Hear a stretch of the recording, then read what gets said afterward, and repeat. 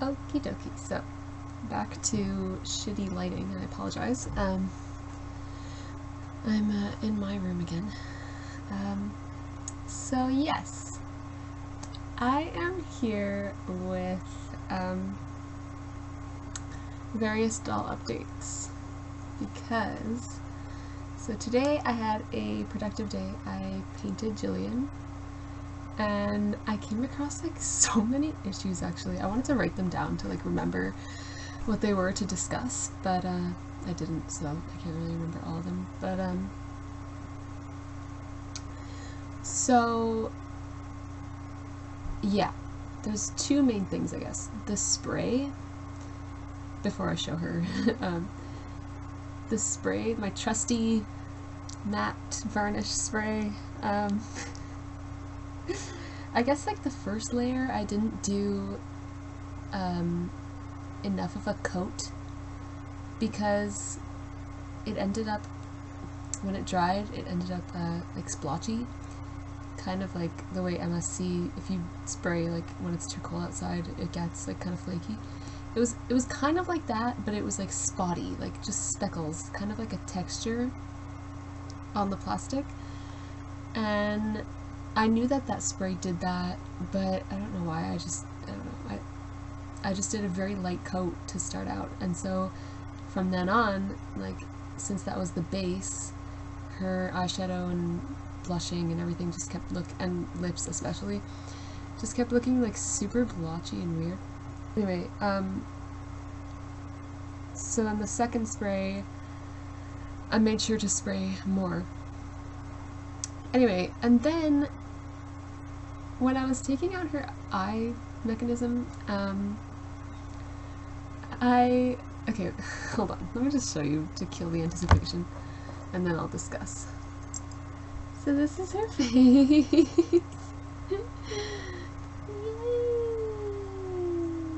She is like literally 5% carved, her lips, and her, whatever that thing is called, philtrum, is, it's just given a little bit more depth. And these are her pull charms, which are just from things that I had around the house. Well, first of all, the ring I bought like separately when I bought some for Audrey and Aldis. They're like, they're cool cat. But then these things, like this cat was an earring set that I have, but I never wear them, so. And this is actually a bracelet that I had made for myself a long time ago, but it was too tight on my wrist, so because of that I never wore it. But I thought it would be an awesome addition to her string. So yeah, and then her lids, which are like already kind of chipping because I was too excited and didn't want to like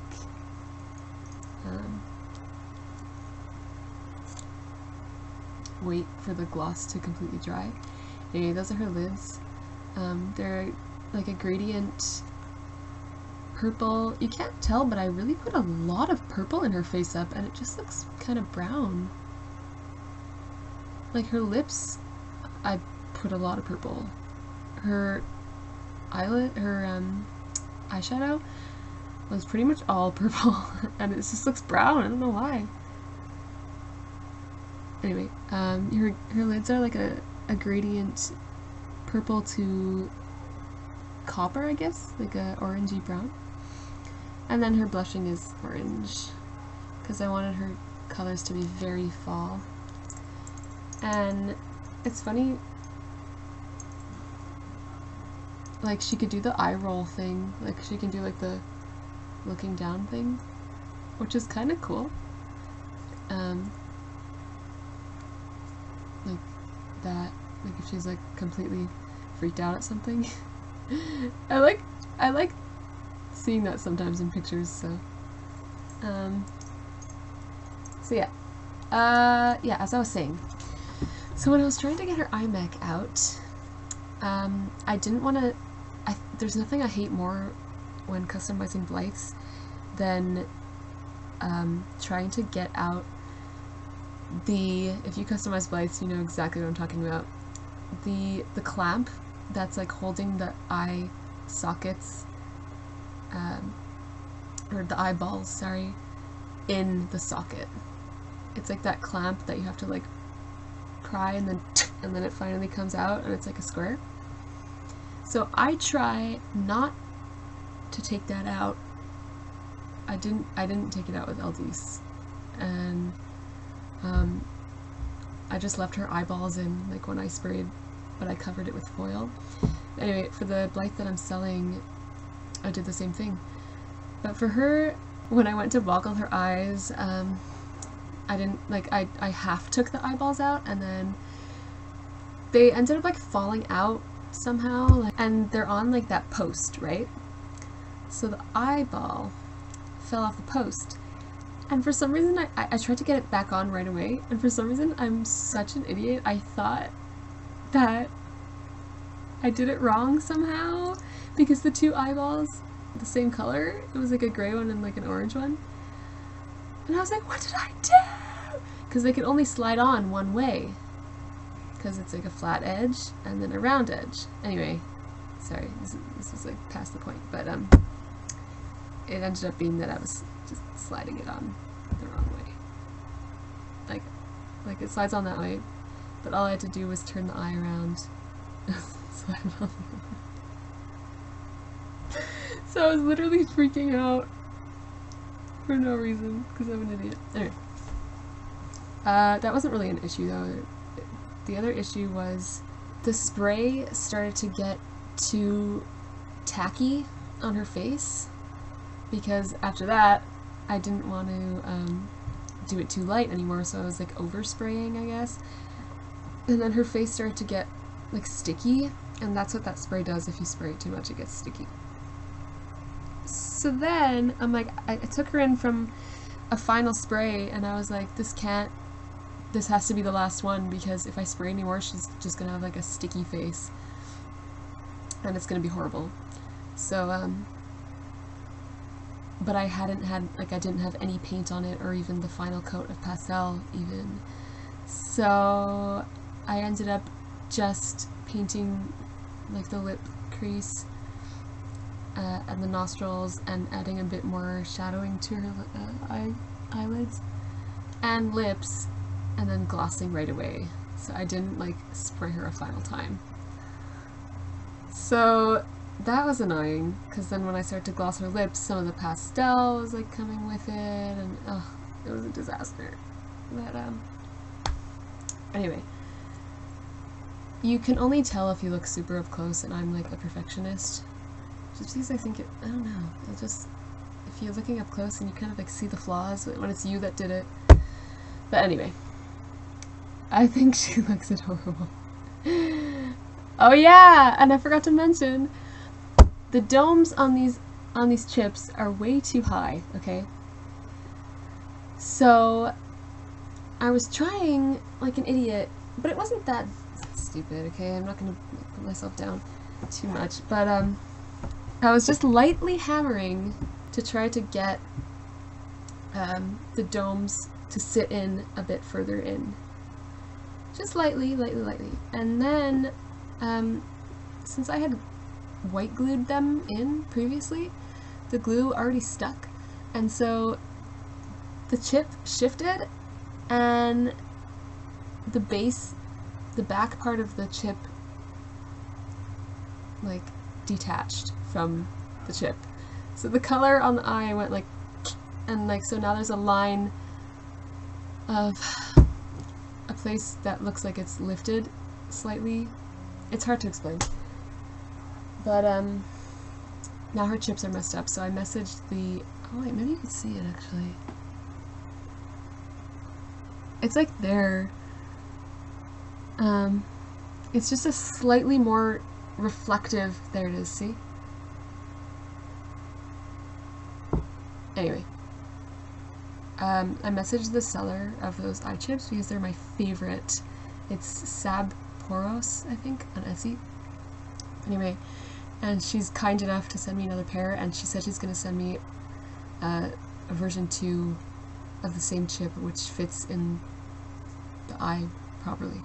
So I don't know why she didn't send those to begin with, but anyway. Alright, so that's Jillian. I am super proud and happy. Next up, we have... They have similar names, actually. But this is Julian, also known as Jules, and he is Rory's big brother.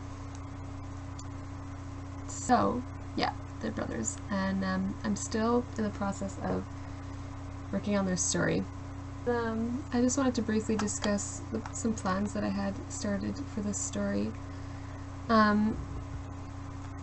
So the inspiration would probably be like Vampire Diaries, Teen Wolf, all those good modern supernatural shows, and obviously Supernatural.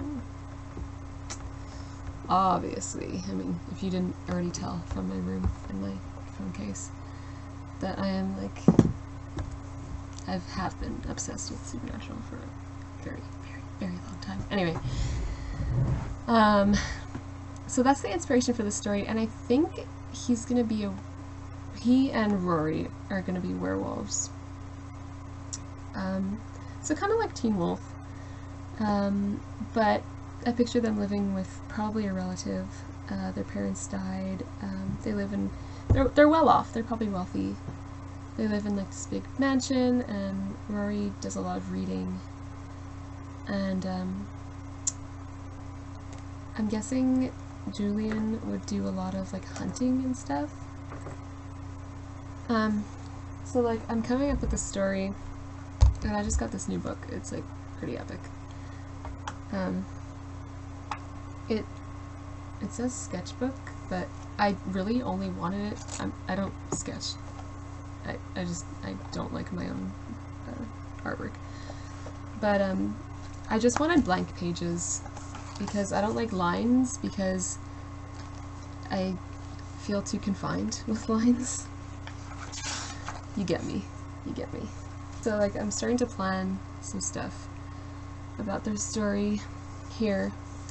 Like I said, yeah, I'm trying to come up with like what their purpose would be, because for stories I like to keep it ongoing, and I like to be able to like just come to the story, you know, when I feel like it and when the inspiration's there, and just pick it up and just do whatever I want with it. Kind of like the way that Andrea Naldi's story is, how, you know, if I'm feeling inspired by their story, I can just come up with a mystery for them to do and think that out and have fun with that.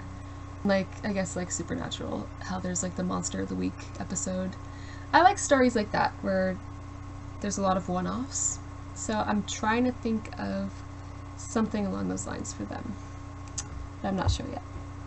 But yeah, I just know the basic of their characters. So Rory is like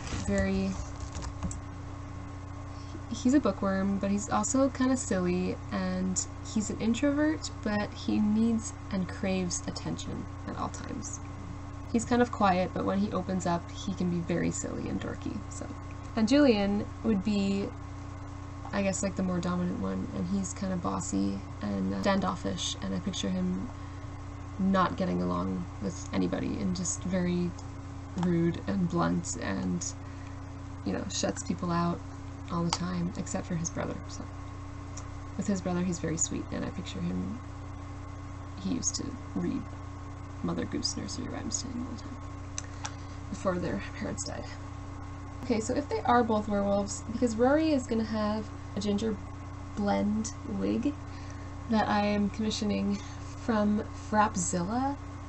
I just think they make like the most gorgeous BJD wigs I've ever seen in my entire life. It's natural fibers, so you can like straighten it and curl it and do whatever you want with it. And it's just gorgeous. If you haven't seen their wigs, it's Frapzilla on Instagram, I'm pretty sure. Yeah. 2 P's, 2 L's. That like blew my mind. Anyway, so I'm commissioning a wig from them for him. It's gonna be like a ginger blend. So I picture their wolf colors. He would probably be like, because they're not like werewolves, like creepy looking. They're like actual wolves. So he would be like blackish brown, and then Rory is like red. I just pictured like maybe Rory doesn't know right away, and Julian never felt it necessary to tell him because he didn't think that it would happen to him too. But it does, and so Rory gets really upset with him that he didn't tell him. But he is very apologetic and sincerely feels for the kid because he knows exactly what he's going through because he went through that. But he went through that alone, whereas Rory has him now, and he's probably gonna like teach him the ways and stuff. So that is the stories for now. I'm currently looking for another Unoa boy body. Apparently they're few and far between. I don't know. I have so much trouble finding Unoa boy bodies, so. Alright, so that's that. Thank you for watching, and I will see you next time.